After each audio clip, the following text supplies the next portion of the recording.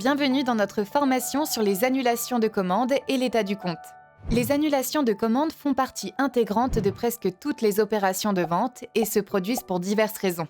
Aujourd'hui, nous allons nous intéresser au processus d'annulation des commandes, étudier son impact sur votre taux d'annulation et vous donner des conseils pour améliorer cette métrique. Le taux d'annulation représente le pourcentage des commandes annulées par le partenaire de vente par rapport au nombre total de commandes sur une période de 7 jours. Les commandes en attente ou les articles annulés par l'acheteur ne sont pas pris en compte dans votre taux d'annulation. Pour qu'un compte vendeur soit actif et sain, les partenaires de vente doivent maintenir un taux d'annulation inférieur à 2,5%. Un taux plus élevé peut entraîner la désactivation du compte. Lorsqu'un acheteur fait une demande d'annulation officielle et que la commande n'a pas été expédiée ou que son expédition n'a pas été confirmée, vous pouvez l'annuler sans que votre taux d'annulation n'en soit affecté.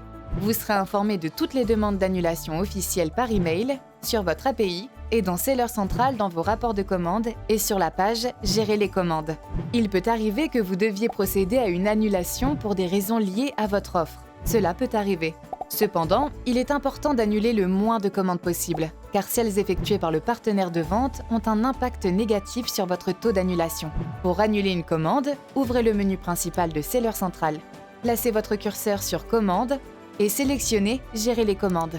Sur la page « Gérer les commandes », sélectionnez l'onglet « Non expédié ». Identifiez la commande et sélectionnez « Annuler commande » dans la colonne « Action ». Sélectionnez ensuite la raison de l'annulation. Veuillez à toujours sélectionner la bonne raison, car cela peut avoir un impact direct sur votre taux d'annulation. Enfin, sélectionnez « Annuler commande ». Votre client et vous recevrez un email de confirmation. Dans certains cas, Amazon peut annuler une commande. Amazon annulera automatiquement une commande pour laquelle vous n'avez pas confirmé l'expédition dans les 7 jours suivants la date d'expédition prévue. Cela aura un impact négatif sur votre taux d'annulation.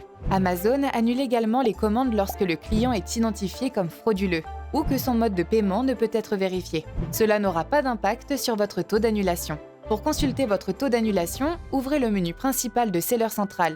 Ensuite, placez votre curseur sur Performance et sélectionnez État du compte. Dans le tableau de bord État du compte, recherchez la colonne Performance d'expédition et sélectionnez Taux d'annulation avant traitement. Vous pourrez y consulter votre taux d'annulation pour les 7 derniers jours. Nous allons maintenant vous donner 5 conseils pour maintenir un taux d'annulation correct. Conseil numéro 1. Évitez les ruptures de stock. Les ruptures de stock sont la raison la plus fréquente pour laquelle les vendeurs annulent des commandes. Non seulement l'annulation d'une commande en cas de rupture de stock a un impact sur votre taux d'annulation, mais cela peut également entraîner des commentaires clients négatifs. Pour y remédier, surveillez les niveaux de vos stocks et envisagez de dédier des stocks à Amazon si vous vendez sur plusieurs canaux. Pensez également à augmenter la fréquence des mises à jour de vos stocks en passant d'une mise à jour mensuelle à une mise à jour hebdomadaire ou d'une mise à jour hebdomadaire à une mise à jour quotidienne. Conseil numéro 2, contactez le client si son adresse n'est pas livrable. Si l'adresse d'un acheteur n'est pas livrable, contactez-le par le biais de la messagerie acheteur-vendeur. Dans votre message, demandez des informations supplémentaires pour que sa commande puisse être livrée ou demandez-lui de l'annuler et d'en passer une nouvelle avec la bonne adresse ou une adresse mise à jour. Si le client ne répond pas, c'est peut-être parce qu'il a choisi de ne recevoir que les messages critiques et qu'il n'a pas reçu le vôtre. Dans ce cas, vous pouvez envoyer un message critique au client lorsque des informations sont requises pour finaliser sa commande. Pour en savoir plus, recherchez « Envoyer un message critique à un acheteur » dans Seller Central. Conseil numéro 3. Conservez un prix juste en toutes circonstances. L'annulation d'une commande en raison d'un prix involontairement trop bas peut entraîner des commentaires clients négatifs et avoir un impact sur votre taux d'annulation. Vérifiez vos offres toutes les semaines ou tous les jours pour vous assurer que vos prix sont toujours corrects. Conseil numéro 4. Activez le mode vacances lorsque vous ne pouvez pas honorer les commandes. Si vous n'êtes pas en mesure d'honorer des commandes pendant un certain temps, nous vous recommandons d'activer le mode vacances sur votre compte. Cela vous permettra de désactiver vos offres et de les retirer de la vente. Enfin, conseil numéro 5, n'acceptez jamais une demande d'annulation non officielle de la part d'un client. Un client peut demander une annulation via la messagerie acheteur-vendeur. Si vous n'avez pas reçu de demande d'annulation officielle, informez le client qu'il doit en envoyer une depuis son compte Amazon.